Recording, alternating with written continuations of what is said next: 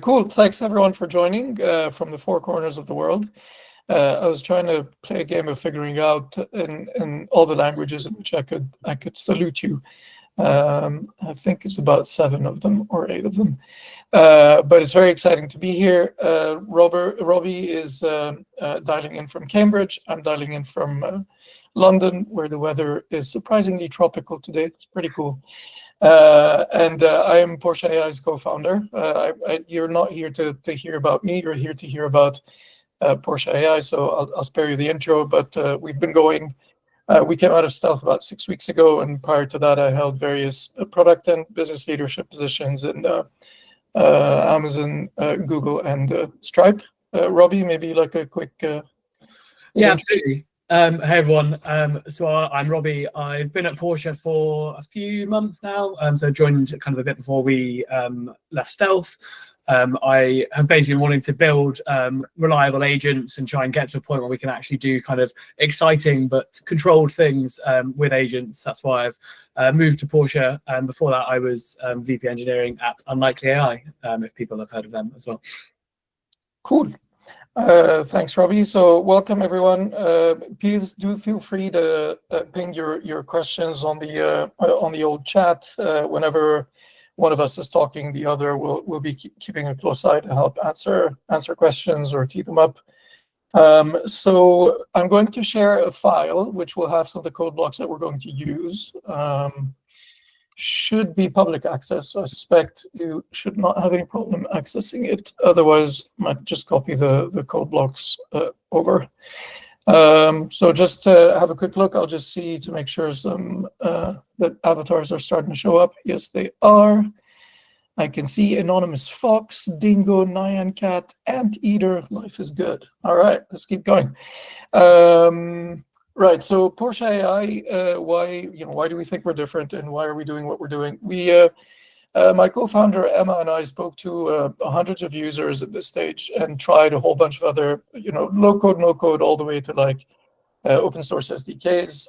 And what we found from speaking to users is that what they really want is this sort of spectrum of autonomy, where if you wanted to have maximum predictability, you could sort of ask the LLM to preemptively share how it plans on responding to a complex prompt that might involve multiple agents, iterate on that, and then be able to execute statefully with human control. So a bit of an infographic to sort of bring that to life is this link here. I'm going to share my screen anyways, but I'll ping it in case folks are interested and referring to it in the future. We go. We're going to go Empire screen. Second screen. Here we go. Can everybody see this Excalibur? Yeah.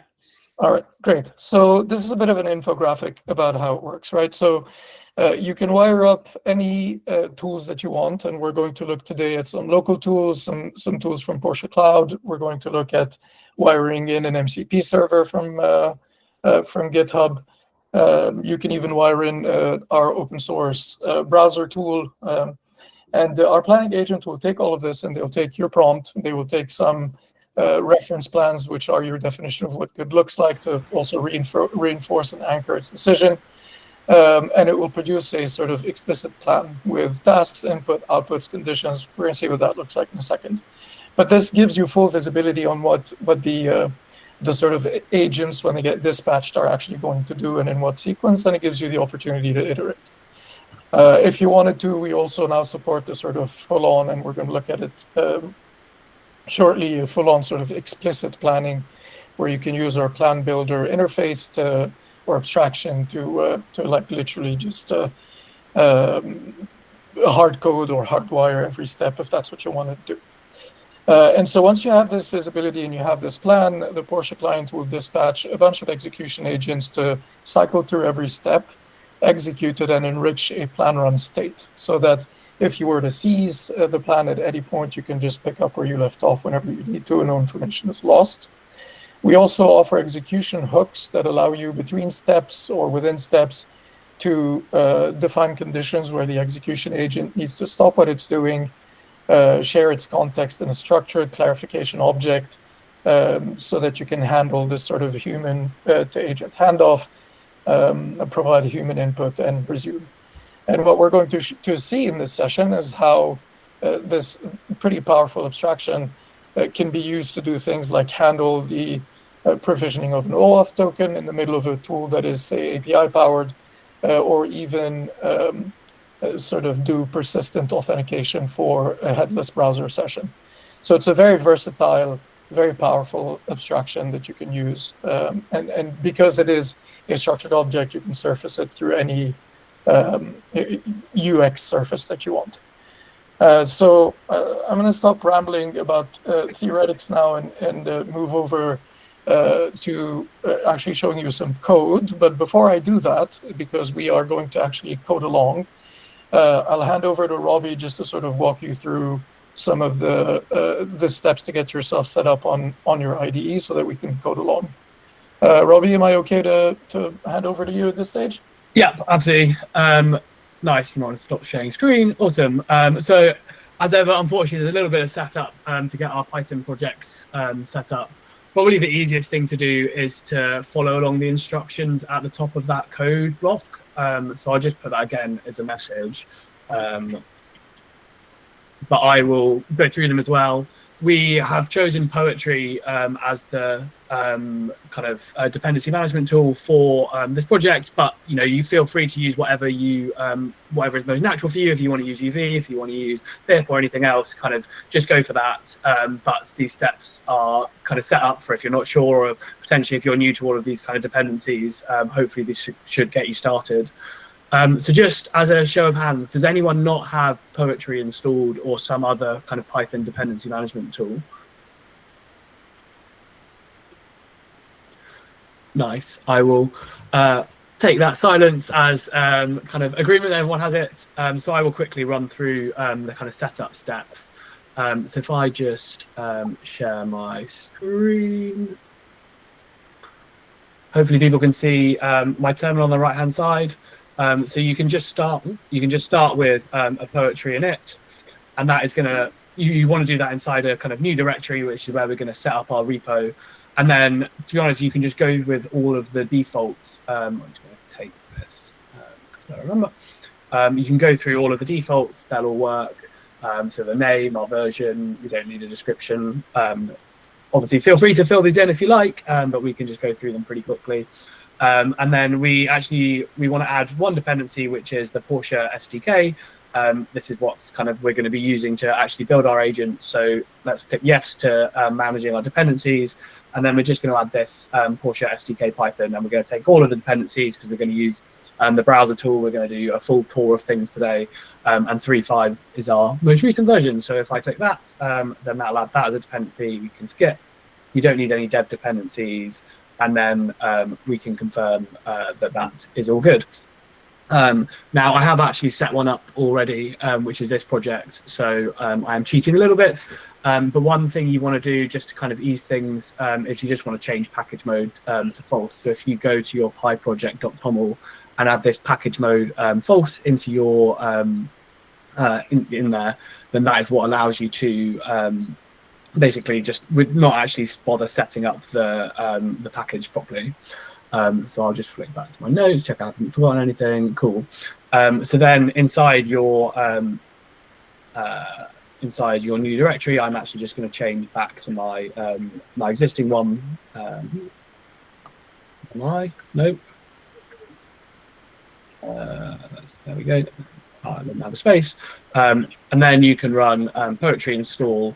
And I've already installed, so actually it's going to say no new dependencies for me to install, but if you go through Poetry install, that should go through and basically download all of the dependencies that you're going to need. The final, I guess, bit of setup that we're going to need, actually, sorry, I'm just looking to see if there's any messages. Maybe it's easiest if I, actually, Munir, do you want to just ping me if any messages come up? Yeah, we'll do. Is anyone struggling at the minute, or have people managed to get kind of this far? I'll take that silence as a positive. And so I think the final thing that we want to do is set up our environment variables. So, we're going to be talking to a language model, so we're going to need an API key for the language model, and we're also going to be interacting with the Portia Cloud, so we're going to need an API key for Portia Cloud. So you want to create a .env file. I've got mine here. I won't show it because it's got all of my API keys in, but there's this .env.example, and you can put in whichever of the kind of language model API keys that you want to use. Hopefully people will have one of these kind of already set up, but if not, ping us in the channel and we can kind of show you how to. It's incredibly simple. And then we also need to get a Portia API key. So I'll just show people how to do that. So if I go back here, then I'm probably going to make this a little bit bigger. So if you go to app.portialabs.ai, I'm going to log out because I'm obviously already logged in. I already have an account, so I will be able to just kind of log in, but people that are new will either want to kind of create an account with Google, or you can sign up here and enter your kind of email and password. I'm just going to enter my Google login. Obviously, I already have an account. And then you just want to go to this Manage API Keys tab on the left-hand side, and then click Create New API Key. As you can see, open this. Sorry? Can you control plus a bit? Just so yeah, really. Is that a bit better? Yeah, that's much better. Thank you. So yeah, click on Manage API Keys, and then create this new API key, and then I'm just going to call it Robbie AI account. Generate, and then we can copy that value and then go back and put this in for our API key. And so then maybe if I'm using OpenAI, I can put my value in there, and then I should be set up and ready to go. So maybe I'll just give people like a minute or two just to kind of follow through all those steps, because I know I did them all quite quickly. And then I think if anyone is still struggling, we can, whichever one of us is not presenting can help you and make sure you kind of get set up fully. I think you'd probably be a more reliable help at that, given my my antics. I always love seeing you debug the poetry issue. How are folks doing? Can we get maybe just a feel for it, a show of hands, or ping on messages just to know if we can move on to the next step of running some code? Some thumbs up. It's always nice. Is that API key free? The Portia API key allows you to do a certain number of plan runs for free before you start being charged. So it's 100 plan runs per month. You can see let me just ping our pricing page, but you will not hit that limit today. So this is to answer the question from statlytic.ai.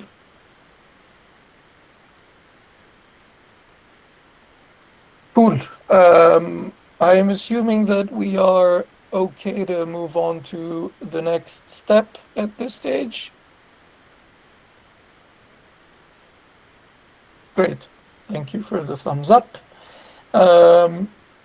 Right, so let's now start going through some of the basics, and in order to do that, we're going to run through an example together. Again, if you look at maybe what I should do is pin that doc that I shared. Here we go. Pin this message. So there's a pinned message now, which has the link to all of the code blocks. So what you want to do is start off with the first code block. I'm going to share my screen for the avoidance of doubt. Go.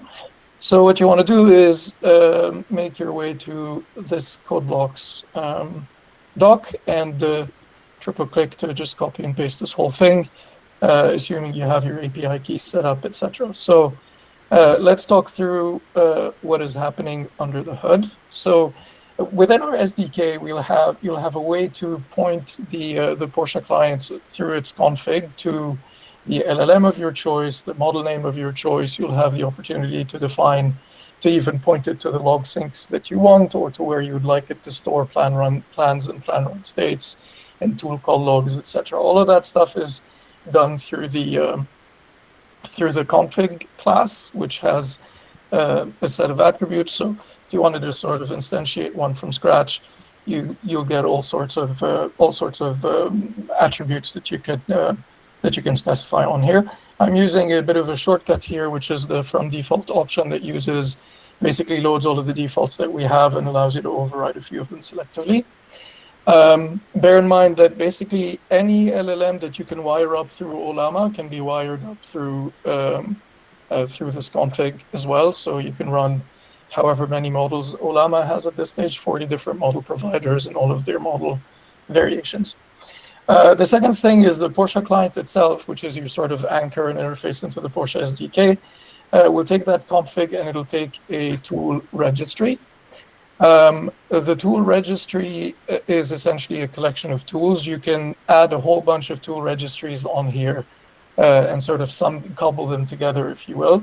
So to give you an example, the default tool registry that we have here gets populated dynamically. And what we do is we are actually adding together a bunch of the open source tools that come with the SDK, and then adding on top of that the tools that come from Portia Cloud, given the fact that we have the Portia API key. And we're going to see shortly how you can add MCP tools to the party as well.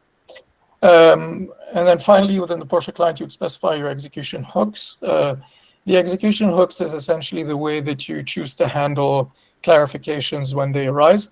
As a recap, clarifications are this abstraction that allows you to handle the human-to-agent interface, so that when an execution agent thinks it needs human input, pauses the plan, it serializes and saves the state, which we'll look at in a second, and then it'll raise a JSON object via the clarification, which you as a developer can now surface to your end users in order to resolve. And we're going to see how we're going to use that for authentication in just a minute. You can define your own execution hooks. Here we already give you off-the-shelf execution hooks for the command line interface to sort of surface user guidance and actions and feedback from the execution agent. We'll see what that looks like, but you can extend this to run for Slack or any form provider like Tally or email or otherwise. And then finally, you'll have, again, the separation of concern we talked about on Excalidraw, where we split planning from execution.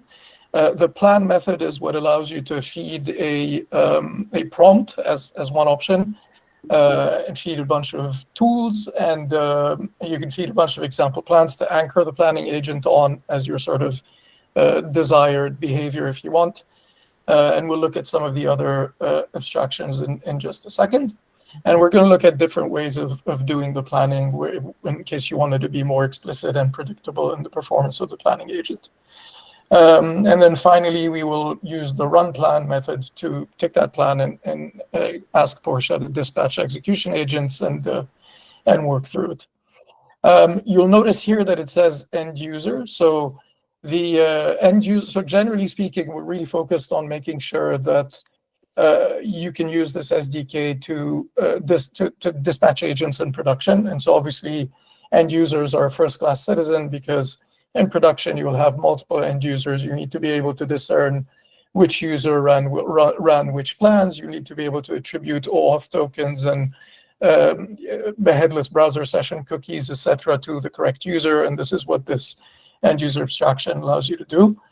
Here, for simplicity, I'm just creating one dynamically, but you could use the actual end user class to specify any number of attributes that you want for an end user.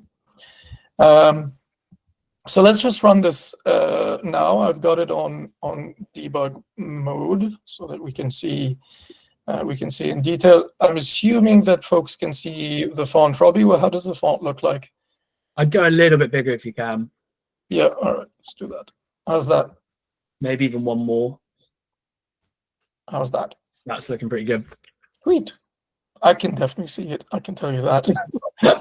All right, great. So here's what's happened now. I've got this input line on purpose in the code to make it stop here artificially so I can show you what the planning agent did. So the first step that happened is obviously the planning agent ran taking this query, and it's created two steps, a plan with two steps. I've sort of overfed it tools, because remember, we've loaded the entire default registry here. I've done that on purpose to show you the power of the planning agent at selecting the correct tools for the right step, and then weaving in the inputs at every step in the correct way. And so it's going to search the GitHub repository for the Portia SDK Python. And then in the next step, it's going to call the GitHub star repo in order to star the repository. So this is the sequence of steps that I'm asking that it's deduced from the prompt that I've given it. So I'm just going to go ahead and let this run. And so the next step is, at this stage, you'll see that the plan run state has been updated to in progress.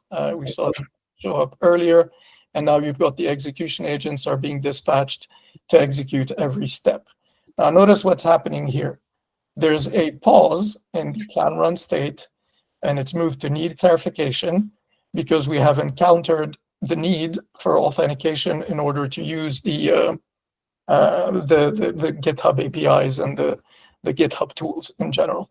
And I've been fed this structured object, the structured clarification, which you can imagine wrapping a nice UX for your users with some guidance that says, I need you to authenticate, and an action URL. This is using our, we generally use our own client authenticators here with the GitHub, Gmail, and all the cloud tools we have. We're also working on a sort of dynamic authenticator for all MCP servers. But in the meantime, let me just take action on this and click on it and authenticate. Now, GitHub's a bit funny. I'm already logged into GitHub, so it would have just refreshed my token. And if we go back here, the plan run state has resumed in progress, and it's going to try to run step 0 again. Essentially, the first. Oh, what happened? Oh, sorry. The first step again, and the clarification is now complete because the OAuth token was provisioned. And what's happened next is the default execution agent has found the Portia repository, Portia AI / Portia SDK Python, and has started successfully. So this sort of concludes our first plan run, where you get the opportunity to see how the plan run state was updated step by step. I did want to show you what that looks like in our repository. So before I do, you'll notice that I have storage class set to cloud here. So I'm basically saying I'd like you to save the plan run states and all the transient information in the cloud. You could easily here extend this to, you can typecast this to, or use an enum to use disk instead, and then point to the storage directory in disk that you want, or to your own Postgres databases, etc. Of course. But let's have a look at the cloud option. If I go into my dashboard and I look at my plan runs, here's the plan run that we just ran now.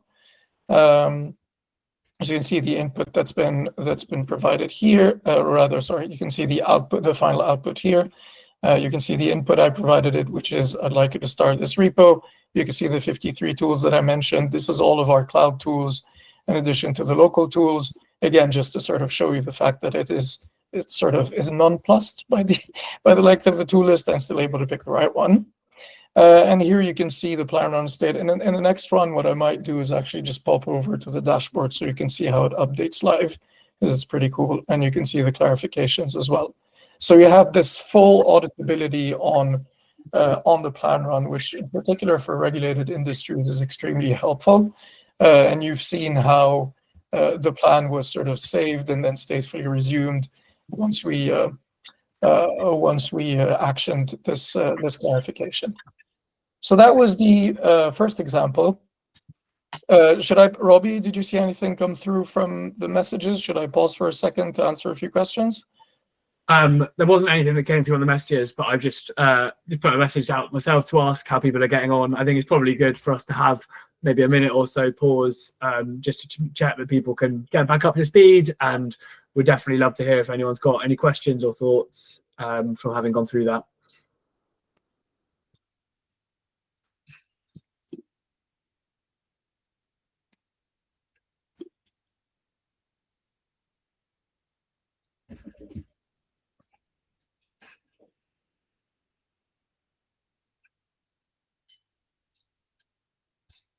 Any questions from the audience? Are folks still trying to run this? Should we give you a minute?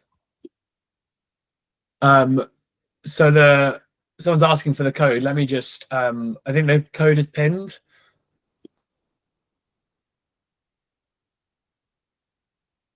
But I can post it again.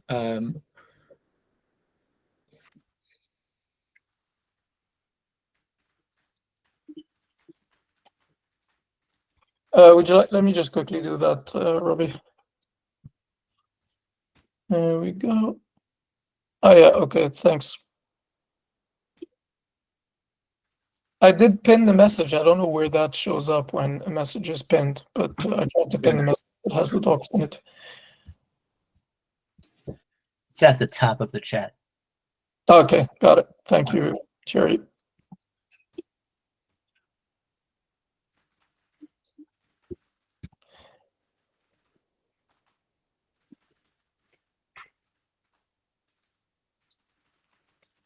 All right, we'll give it another few seconds and then we'll resume. For what it's worth, I've only seen two runs come through on the back end. So I don't know if folks are having issues running or if you just prefer to follow along, that's also okay.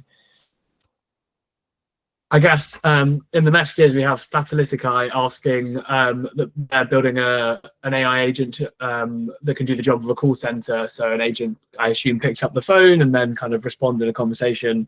I think that's definitely the kind of thing that Portia you could build on top of Portia within the Portia framework. We don't currently have a tool for kind of taking calls, but I think that's definitely a custom tool that we could easily be built, or definitely something that we could add to the roadmap. And then it would be a case of kind of, based on what the person says, running and planning your response, and then the agent, I guess, responding as if it were that call center agent. So yeah, I think that definitely could be a good use case. All right, cool. I will reshare my screen and kick things off again. I'm assuming that people are just sort of following along potentially, as opposed to running things hands-on. If I don't hear otherwise, I will just keep going. Let me see. Otherwise, please do raise your hand up. Let's try and keep this interactive and useful. And voila. Right. So the next thing we're going to do is to look at how you can do more, how you can have a little bit more control if you wanted to over the planning stage. And so instead of just providing the planning agent with a set of tools and a prompt, we're actually going to give it plan inputs. And so the idea here is to say, I ran this thing, this routine that goes and stars a repository, but now I want to be able to sort of dynamically provide the repo that I want to run this for. And this is going to be a repeat task where the only thing that changes is the GitHub repo. So to run this, what you want to do is in the code blocks, show yourself to the plan input section and copy that code over. So I am going to open that up here. And I'm going to clear my terminal. So let's have a quick look at what that looks like. Essentially, if you remember we did earlier, we had actually specified the exact repo in the prompt. What we will do at this stage instead is have a bit of a carrier sentence, a generic prompt that says, I want you to star the GitHub repo that I'll search for and star the GitHub repo that I'll provide you in the inputs. And so this gives you the opportunity to dynamically populate the plan inputs as a dictionary and feed that to the planner. And this could be an array of different inputs depending on the what your intention is and what you wanted to do. And so what that would look like if you were to run it, and then obviously you then provide, I should specify, you can then provide a dictionary. You've got the plan inputs here. You can then provide a dictionary of sort of instances of plan input where you specify the values that you want to have for each one of those inputs and offer them up to the plan runner. So let's have a quick look at what that looks like. what you will see essentially is it's going to detect that there are some plan run inputs provided, and it's going to create the plan according to initially to the plan inputs, and then it'll take the special instances of those plan inputs when it goes on to run the actual plan. And so this is our plan now, and you can see that it's expecting those this input now, and that's what it's going to use when it's going to run the plan. And so if we now hit run, again, why don't we do something fresh here and look at it from the dashboard? You can see that this plan is in progress, and you can see that we've hit a clarification where I need to authenticate into GitHub again. This is something we've seen before. Since we are paused, I can also show you the plan run inputs that were provided. Note here that you can sort of go make yourself a cup of coffee and come back, or whatever else you like to do, and then resume this whenever you want. And this is the sort of stateful part of the platform that is quite powerful, because you can wait for a human input and then pick up where you left off. So let's go ahead and authenticate here. In your case, you'd probably have to log in and go through that process. Now that I've done that, you'll see that the clarification was updated. The plan has resumed and is now back in progress, and we have successfully starred the repo. The second repo you see is actually from somebody in Hackathon who did a fork of our repo and did extremely well. But we don't mind them getting a star at all.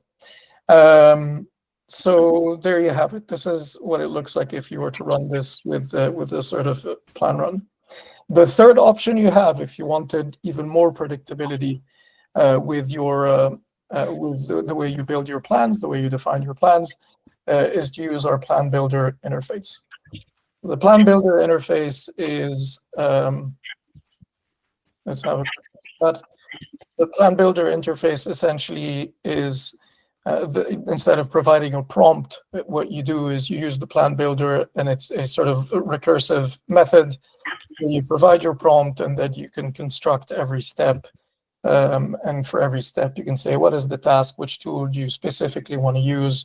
Where do you want to store the output variable so that you can then feed it as an input variable in the next step, such as this repo search. So this is where you really just wanted a hardwire. This is where it starts to look a little bit more like temporal. I think Max might be the person who brought that up, but with my limited understanding of temporal, of course. So this allows you to wire it all up. The prompt itself remains relevant because as Portia executes a plan and the execution agents are invoked at every step, I should have mentioned there's a cohort of the helper agents that also run, and those will perform introspection to see if a plan needs to continue to run or has met its objective, and that's why having the overarching objective is useful. We have other helper agents that'll do things like verify the arguments in a tool call and so on and so forth for added reliability.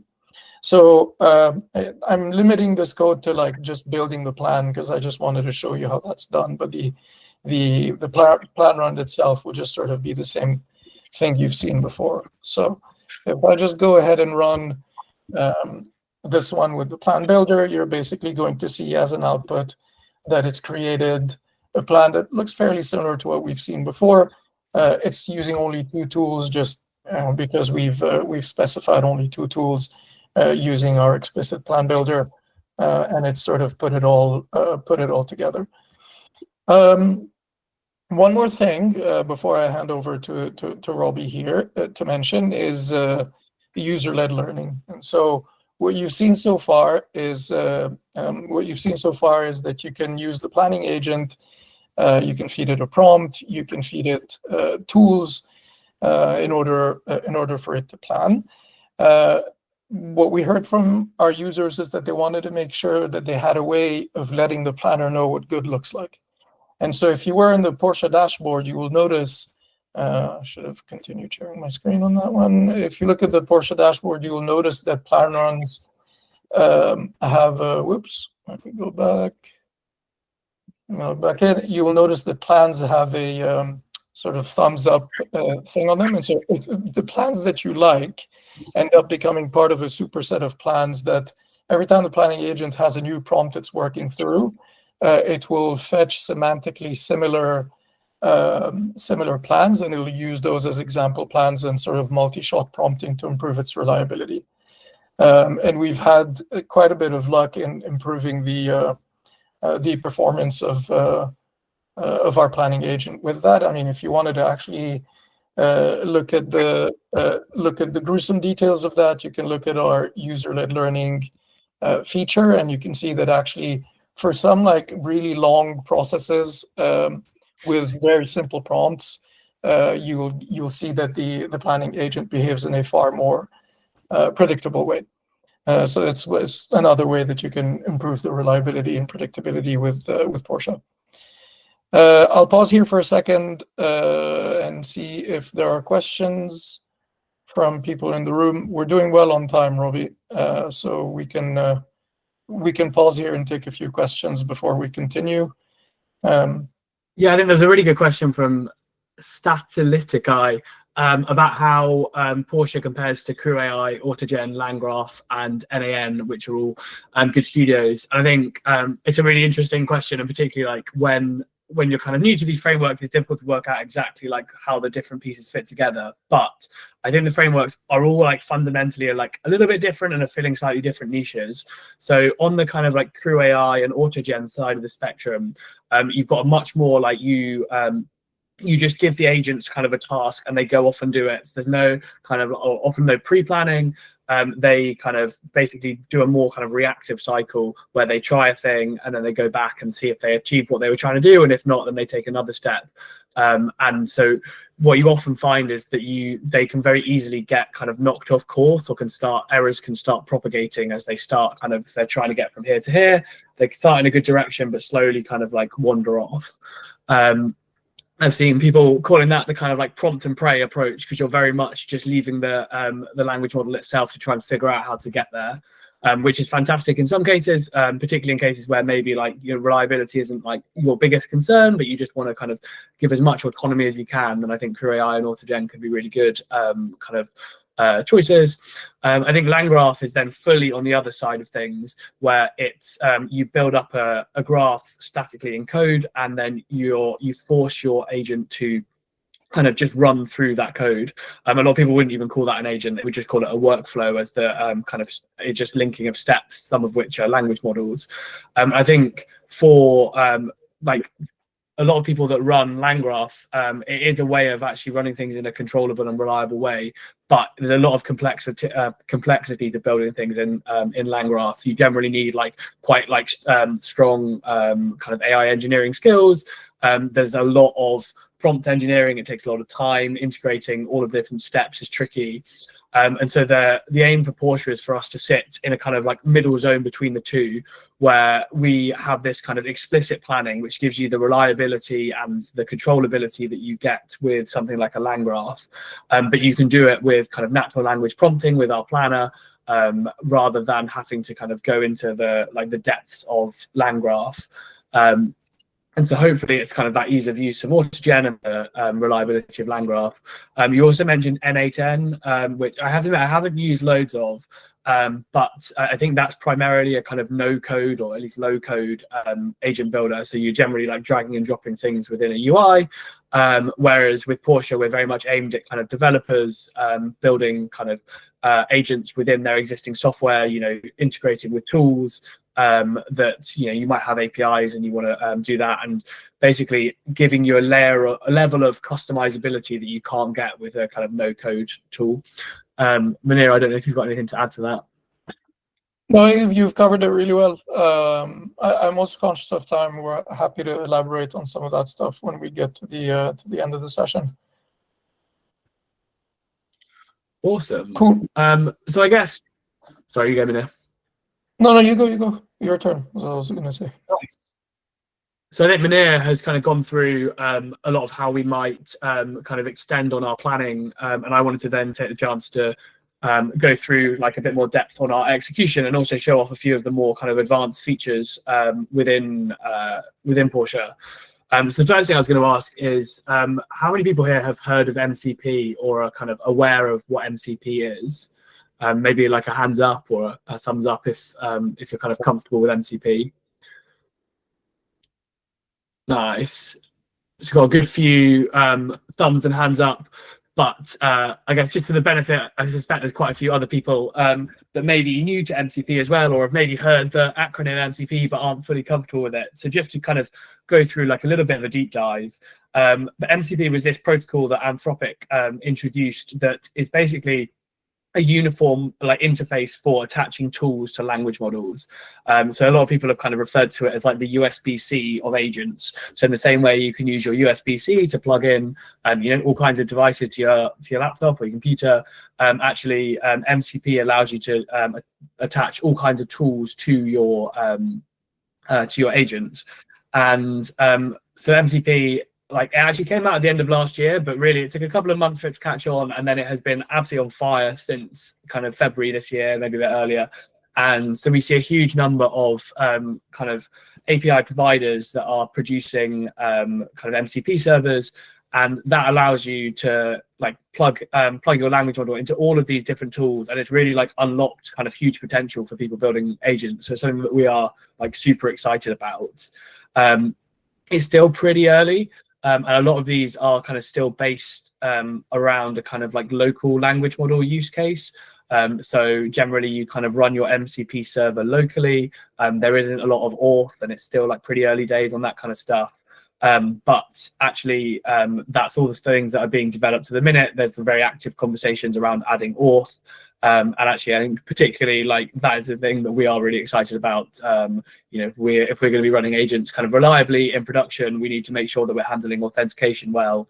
It's the kind of thing that often like comes back and bites you when you move from a prototype into production.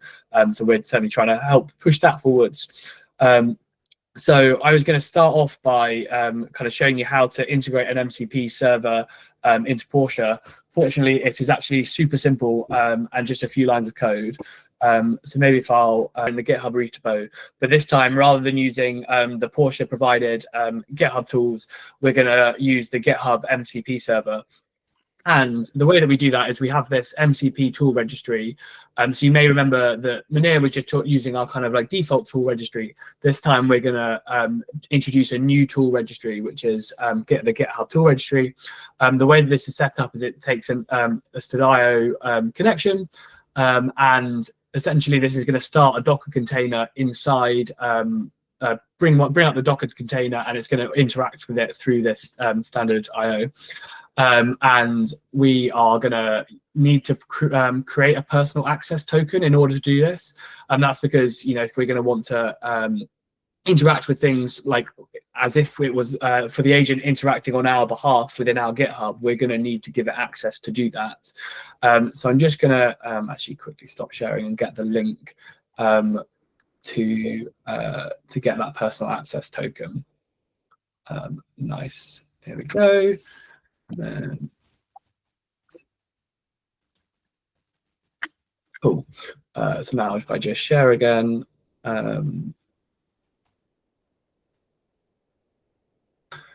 so it's in that code block where you can see github.com settings, personal access tokens, new. If you create that, you'll probably have to sign in and give it your auth two-factor. So I will just quickly do that now. Where is it? There we go. And you can add any token name that you want. So I can do test Robbie, 30 days, like feel free to pick, 7 days. You could even choose, I think you can do a custom one. You could choose 2 hours if actually you want to do this just really quickly. And then the one thing that we are going to want, let me just check that I've got the right permissions. I think actually we don't need any permissions for this. So we can just click and generate that token. And I can generate that token, and then I can probably delete that because people have now seen it, and I don't want anyone to log into my GitHub account. But once you've taken that GitHub token, you can take it in here, and you want to add it into your .env file with this GitHub personal access token as the key, and that'll set it as an environment variable, and you can then load it in for your MCP server, and that's what will allow you to run the MCP server to take actions like on your behalf. We're aware that some people may not have Docker installed. I suspect most have, but if not, there is actually a legacy GitHub MCP server that uses npx instead. And so if you're in that camp, basically just comment out or delete this top tool registry, and instead you can uncomment this one. Other than that, this code looks exactly the same as the example that Munir ran through earlier. The only difference is that rather than asking it to star the SDK repo, we're going to use it to summarize the open pull requests. And the reason for that is that actually the MCP server for GitHub doesn't support starring a repo. I think is actually a good example of, although MCP has like fully exploded, it's still very early. And so you can't necessarily rely on kind of every tool that you want being available via MCP. Hopefully we will get there very soon. But yeah, it's still something to kind of like keep an eye on.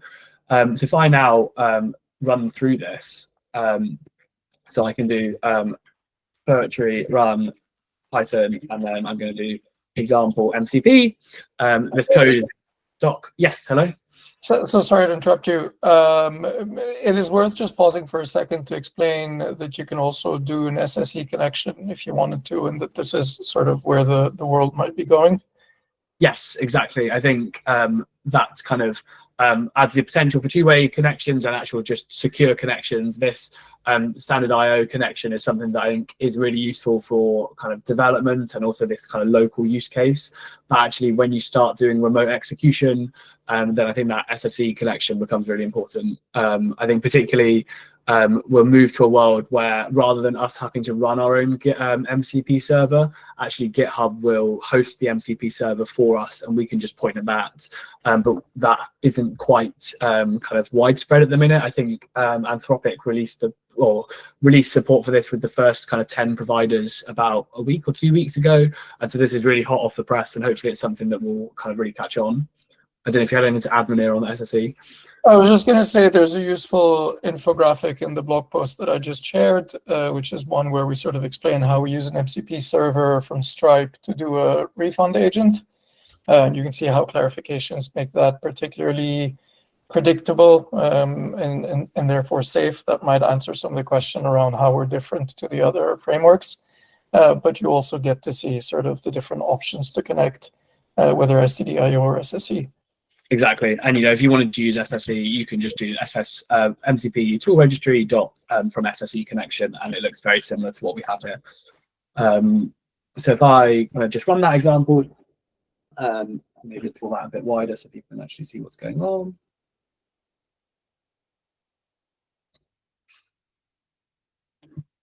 So this is just going to go through. It's going to start off with the same step that kind of Munir went through, and we've created a plan.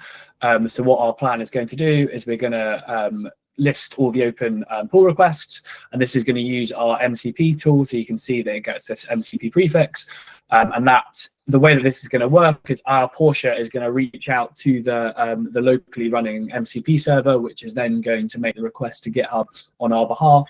We're going to get that back as our open PR list, and then we're going to send that through to our LLM tool, which is then going to generate a summary of the open pull requests and kind of give that back nicely for me.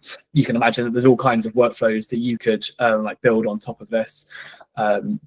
So I guess if we kind of look through, you can see that we start off by executing this first step, which is invoking the tool, with the Portia AI SDK repo with the state open. And there we go. We've been through, and you can see that we've got several open pull requests, and here are some of the examples. So that's kind of us using MCP rather than using the Portia Cloud tools. So hopefully that's kind of a nice summary of MCP, how to hook it up with Portia. I think it's really nice that it is literally just kind of how 10 lines of code, and you're off and away you can go. I'll maybe pause here and just give people a chance to ask any questions around that connection, around MCP in general, or anything like that. I'm curious how many people have actually like used MCP before, like connected it into an application in production, and how you found that experience.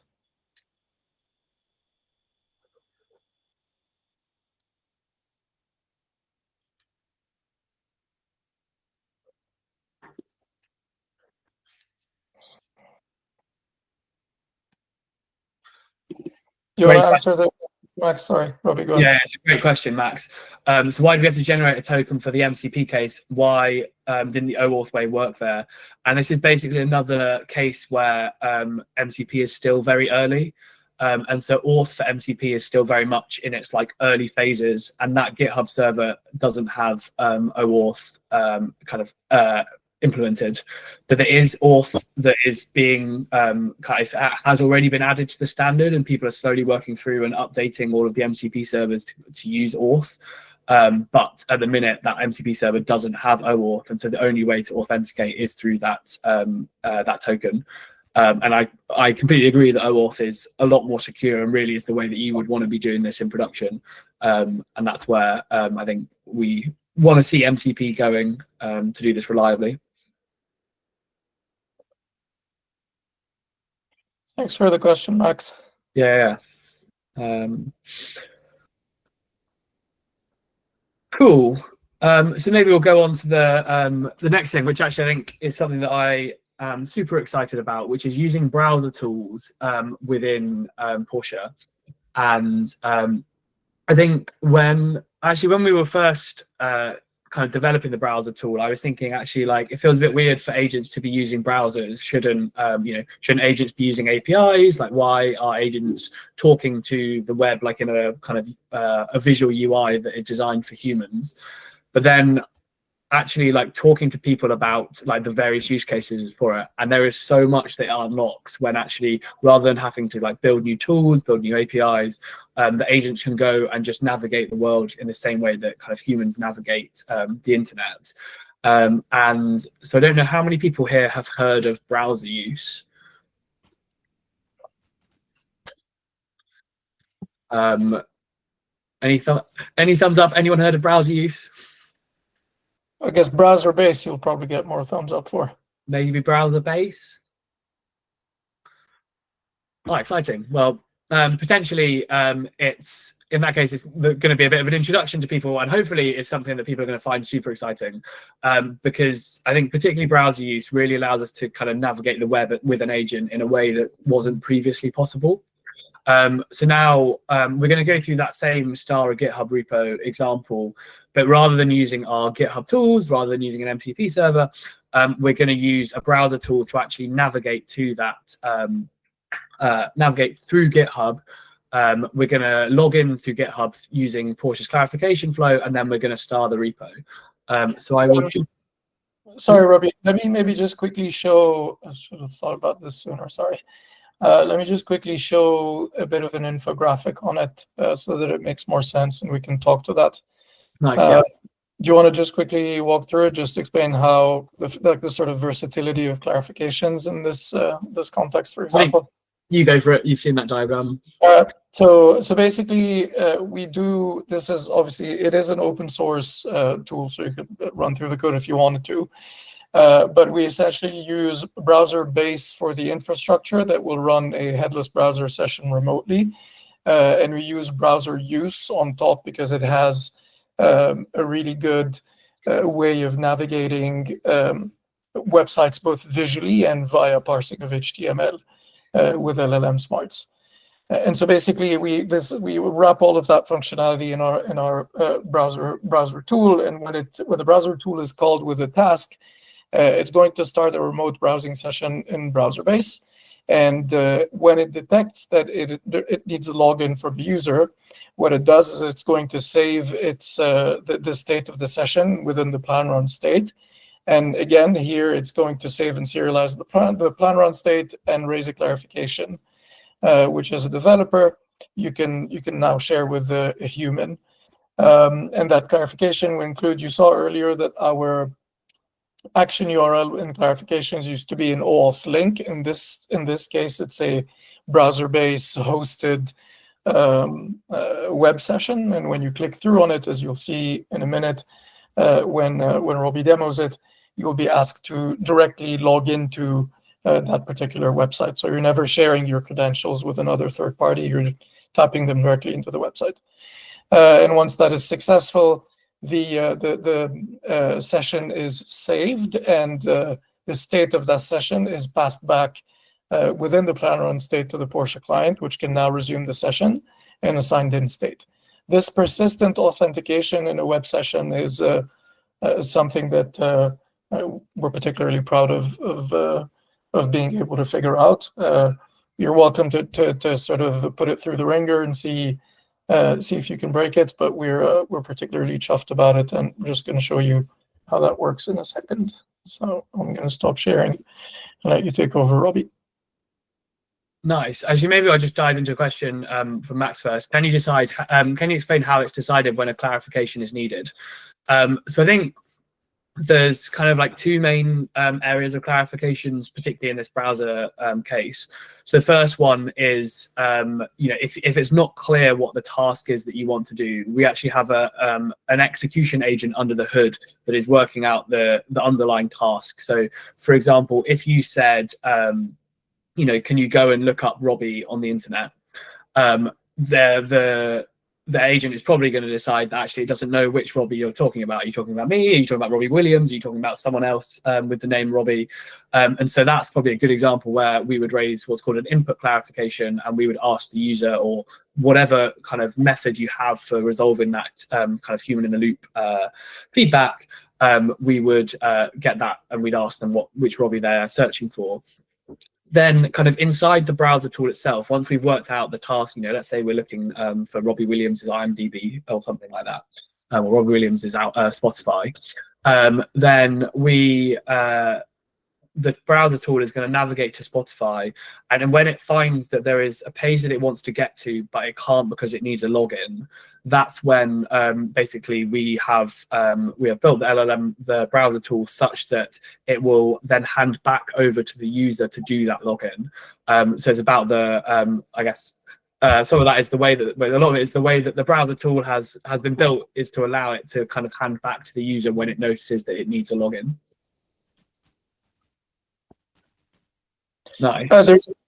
There's a question from Laura with regards to how you would integrate Portia into a conversational agent. So my answer to that is that obviously the Portia client is good at helping you execute and take action in the world around you, and therefore, when a conversational agent knows that it needs to take an action, at that point it can invoke a Portia client with the relevant parameters, and that Portia client can then go ahead and execute based on that, create a plan and run it. We actually have a couple of design partners with whom we've done something fairly similar, but instead of a conversational agent invoking Portia with a task that it needs to like figure out and execute, it's like actually one Portia client invoking another Portia client. Mind-blowing, and asking it to do some stuff, to plan dynamically and do some stuff for it. Hopefully that answers the question, Lawrence. Excellent question, though. Yeah, exactly. And I think, as Minita says, it's when we need to actually take actions and do stuff, I think Portia really shines. Yeah. Nice. So maybe. So sorry, Robbie, to interrupt. We are looking at A2A, agent to agent, closely, for those of you who are familiar with it, and looking at in the future how we integrate with that more seamlessly, so that your plan run states, etc., are sort of wrapped in a conversational agent to interface with other ones. Yeah, thanks for sharing that, Robbie. If anyone wants to see our thinking on that, you can go through the link that Robbie just added to the messages. Thanks for the question, Laura. Go ahead, Robbie. Nice. Cool. So let's get back to the browser tool. So I'll just share my screen again. And so the one thing you will notice about the browser tool is it is slow. And I think this is one of the things that going forwards we'll want people to basically keep making the models quicker, keep making them understand browsers better, so that they can move faster. But because of that, I'm going to run the browser tool first, and then we can chat through while it's working itself out. So what we're doing here is we're going to want to star the repo, star the agent examples repo, but do it through the browser. And the browser tool is going to give us this nice debug link. So I'm going to just copy that. And then we can actually watch the browser agent as it goes through the browser.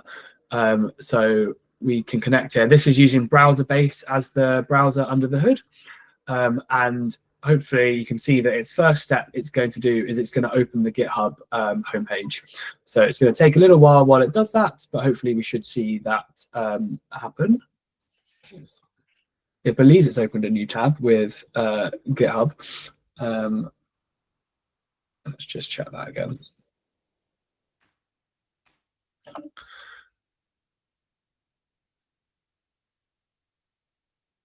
Why is that not working?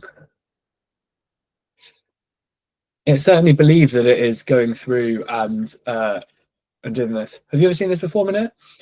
I have not. Do you know if there's a way of moving through tabs on this? Maybe it's moved to a different tab. I'm just going to stop this and run it again and see. Yep. So that's clear. It is worth noting that web agents are, they're still, compared to like tool calls, are still nowhere near in terms of reliability. My understanding is that state of the art is closer to about 80% on some benchmarks.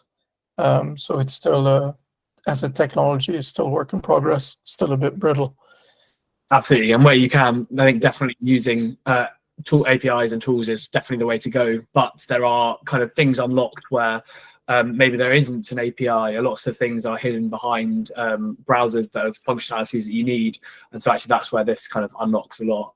So just to show how this is working, we essentially just give it this browser tool for URL, which is showing us that actually this is only going to go to github.com, and we're going to use this remote browser that is kind of running in the clouds. So hopefully this is going to work this time. Let's check. In the meantime, just to answer the question from Gilles, besides sign in, do you support sign up with third-party sites seamlessly as well? I don't know if you know the answer to that, Robbie, but I can imagine that the tool, at the moment, the tool looks for login. It can be instructed to look for sign up. And if it finds a sign up, to hand the session over in exactly the same way through a clarification to a human. Yes. So that you can then complete your sign up. So I don't see why it wouldn't be extensible to that. Robbie? That's exactly true. I don't quite know why this isn't working, so we're just going to leave it. So actually what it has done is it has gone through with this browser. It has tried to go to the tool, tried to go to the repo and tried to star it. So let me show you this. So it's opened the new tab and it's gone straight to the agent examples repo. It's then found that it's unable to star the repository because the login is required. And then what it has done is it's realized it needs to log in, and that's where it raises this clarification, and you can see clarification requested. And this is where it's telling me to go to this browser-based session to log in. So I will now copy that and go in, and hopefully this time it will show up. Nice, here we go. So this is actually the session, and actually we'll be able to see how it works now. So if I type in Robbie at Portia Labs.ai, and I type in my password, which I will not share, and I'll probably have to do two-factor. But I think it's really cool the way that like the agent has been navigating the browser, is passed back to me to do the kind of human auth things. And this is what I think really like distinguishes this from kind of like a bot scraping the internet, which often like can be very bad. Whereas here, you know, we are just having an agent act on our behalf. So if I do my auth, you can see it's now gone, and now I can tell the agent that I am in fact done. And so we can see that the agent is now going to take back over from the browser, and this time now we've got the debug link working. We should hopefully see it working.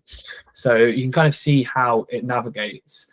So first it's just going to connect to the section, but you'll see all of the clickable things within the page end up with boxes around, and that's kind of how browser use is able to work out how to navigate the internet. Is it kind of finds all the bits that could be clickable within the page, and then it kind of selects which is the correct one based on the goal.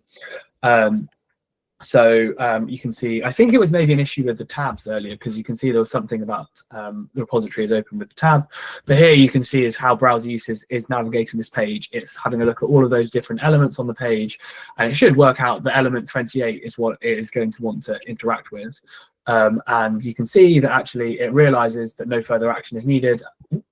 No further action is needed. I've lost that page. There we go. No further action is needed as the repository is already starred. I probably should have unstarred the repo beforehand so that the agent would actually have starred. But that is the agent able to actually like act on behalf of me within a browser. And you can imagine that there's all kinds of exciting things that you can do there, particularly with the handoff. So I will just stop presenting there. And yeah, I think there's we wanted to keep this demo relatively short because the browser use can be a little bit slow, but there's this kind of more in-depth demo that we have. We probably want to share that LinkedIn example. Yeah. And this is a really cool example where we get lots of LinkedIn messages. We want to make sure that we're like responding to people really promptly, and so actually we can have an agent that logs into someone's LinkedIn, is able to organize those messages and help people with responding to them. And that's only possible with a browser agent because there is no nice API for that. So does anyone have any questions on browser use or browser agents? I know that we didn't get the right debug link to start with, so maybe we didn't see it all happening. So very happy to kind of do it again or talk through it a bit more if that'd be helpful.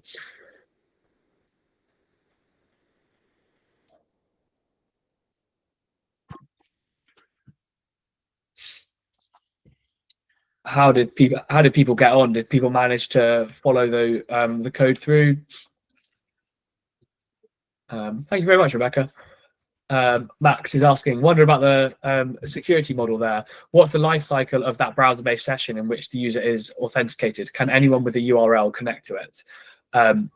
So that is a great question. And I think the session in browser-based is scoped to an end user. So me as like my end user, Robbie, can access that session, but no one else can access that session within Portia. That being said, that URL to connect to it is anyone can connect to it with that URL. So that is something that needs to be kept very secure and treated as if it were a password. I guess generally, that yeah, I think that's where they just need to be careful with those URLs. This is no different than, I suppose, being careful with your OAuth token or your personal access token, for example, I suppose. Is that fair to say, Robbie, or not quite? Yeah, I think so. I guess. Or your API key, for that matter. Your API key. I guess maybe it's. I think a lot of people, it's obvious that those are secrets, whereas the URL, it would be easy to forget it's a secret. And so I think it's a really good thing for Max to call out that basically it is, and you need to treat it the same way. But also, you can stop these sessions and restart them, and that would like prevent them being used that way.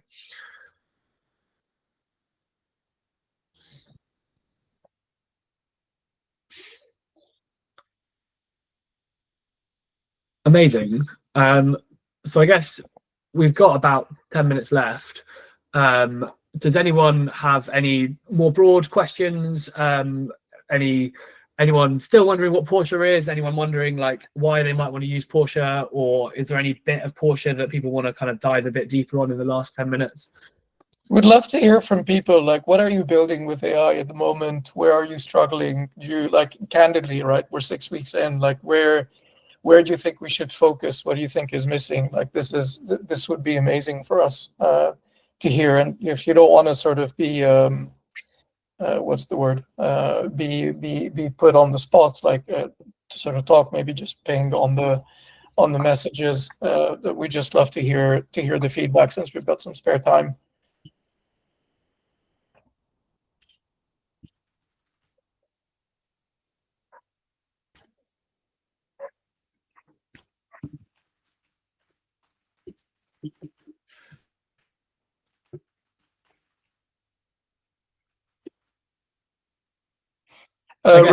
Sorry, go ahead, Ruby. I guess Statalytica is asking about kind of use cases that we've been developing. And I think I can share their agent example repo, which has some nice kind of toy examples. But I think actually we probably haven't done a great job of writing up our like real use cases yet, because we are kind of deep in the trenches building them with our clients. And so actually that's a thing that probably will have a bit more of coming going forwards in terms of writing.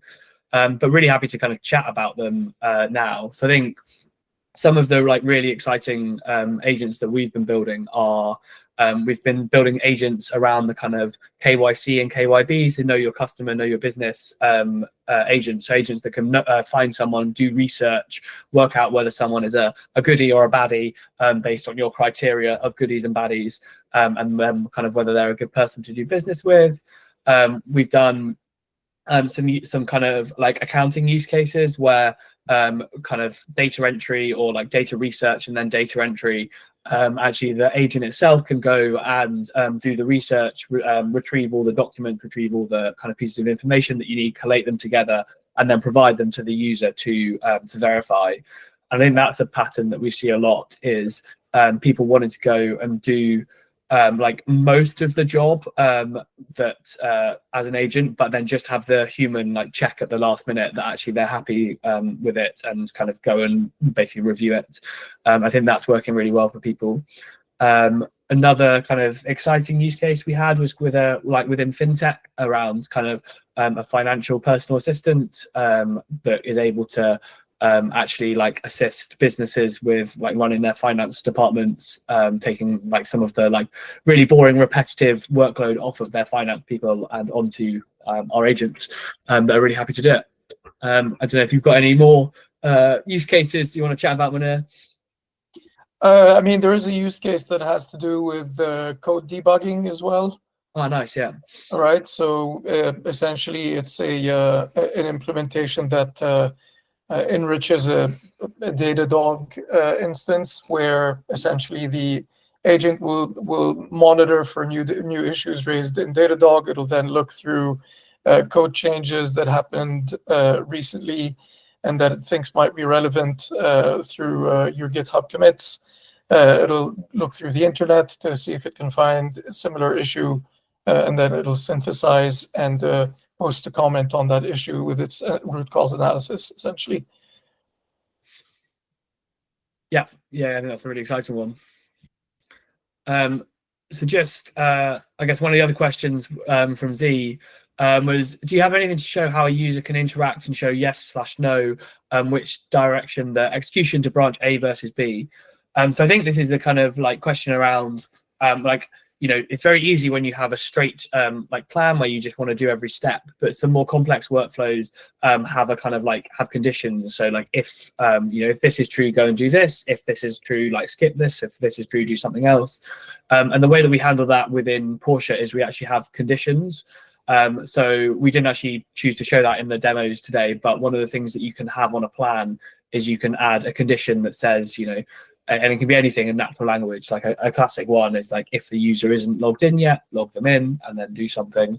Or you know, sometimes it's a case of like, retrieve this information. If it's an error, kind of fail out, or if the information doesn't exist, move on. Or if the information does exist, do some processing on that information.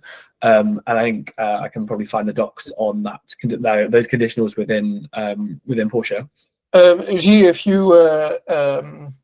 if you feel like you've not had enough of us, you could either look at the blog post we have on Stripe MCP, because we talk about conditionals there, or you could look at this the video that I just shared where I do a walkthrough of the whole thing and you can code along. But in this particular example, we ask an LLM to assess a refund request against a policy to make a determination. If it thinks it's clear that it should not accept the refund request, it rejects it. If it thinks that it should continue, what it then does is it hands over to a human for their approval. And then based on their approval, it then decides whether it creates the refund or not. So it actually has two branches, two conditionals before it ends up creating the actual refund using Stripe's MCP server. So that's probably a good example to sort of show you how plan runs can be steered by it. Great question, though. Thank you.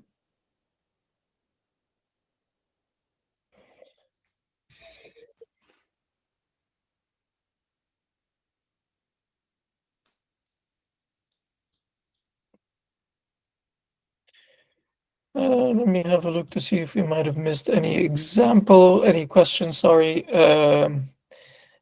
We will figure out how to pronounce your name by the end of the session. Statlytic AI. But yeah, it's an excellent point. We've not had users so far ask us for audio. I am curious to know what you have in mind in terms of actual implementation. If you're not comfortable sharing that right now, I'm actually just also for the rest of the group and just sharing a form that you can use to contact us and schedule a call. So either share your Calendly through that form or use the link that I have. No, I don't have link on there. Feel free to share your Calendly form on there, and I'll reach out to schedule some time. Yes, Rebecca, we will be sharing the recording. So as soon as we get the recording from Bill, we will post it. I will do, just because we're running out of time. This is really cringe, so bear with me, because I really feel uncomfortable doing that. But if you don't mind, and if you found this session useful, we are up against massive incumbents who can rack up stars just by sending an internal email. We would appreciate if you subscribed to our YouTube channel, which is where you'll get to see this recording. And we would really, really appreciate it if you liked what we did and you think us worthy, if you could show yourselves to our SDK and give us a star.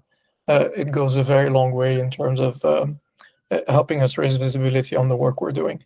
And I appreciate, we're still very early. There's still gaps in our SDK, but this is where your help as a community in terms of feedback and engagement is super valuable. So thank you very much.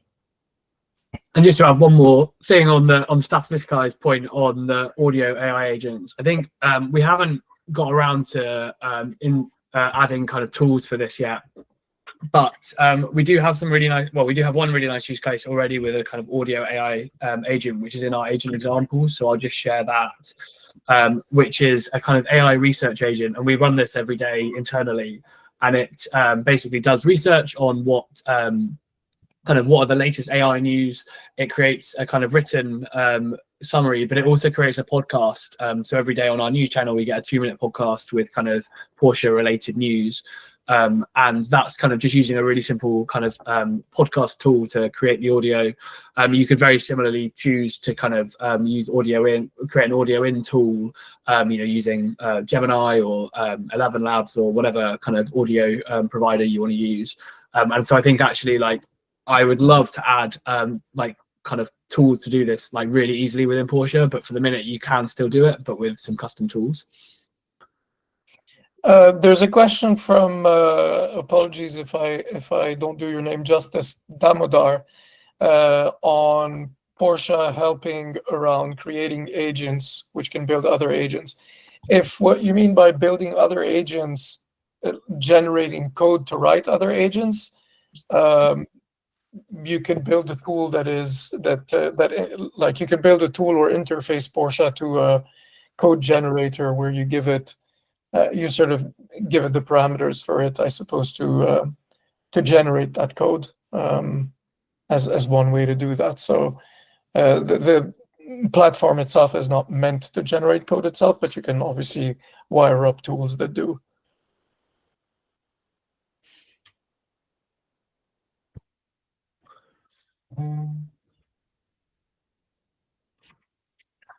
Cool. I think this interested in networking. Yes, so are we. Thank you. We will connect with you Just on Damodar's point at the end there about like often things hallucinating, you tried multiple approaches. I think that's where we find this kind of planning and then executing is the way that you can reduce hallucination. And you have to be really structured in that plan. And that's what allows us to do things reliably. And it's where things like through AI or AutoGen really fall down. So definitely like give Portia a go with your use case and see if you can reduce the hallucination with us.